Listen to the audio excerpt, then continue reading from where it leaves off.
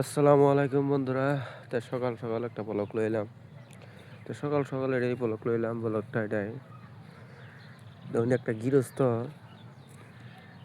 কি ভাই গৃহস্থ করে কি কষ্ট মেহনত করে, তো এই বস্তুটা দেখ পারলাম, দেখ করে কইলাম বলে একটা ব্লগ বানাই।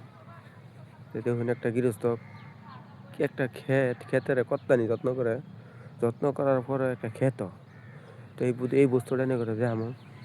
তো বস্তুটা অনেক কৃষকের বা এই আচ্ছা গৃহস্থ ভাই, সারা এই যে কি ক্ষেত কি করতেছুন, এই যে নিরাইতেছুন?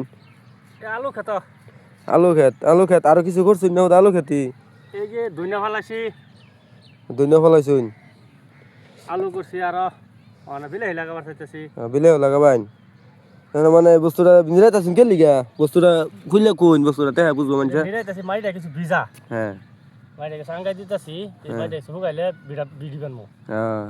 ভিডিও বানিয়ে দিবেন আলু ক্ষেত। হ্যাঁ, এই যে বন্ধুরা, এই দেখুন ক্ষেত, একটা গৃহস্থ কত্তানি মেহনত করে লাগে একটা ক্ষেত বানাবার হইলে। তো একটা ক্ষেত করা দামালি কথা না, বহুত একটা মেহনত লাগে। বললে এই কি দেখুন কষ্ট করিয়া সরকারের দেটা ভাইয়া পাতে। সকালে সকালে এসে খুব সকালে লাগছে, তো কাম করতেছে।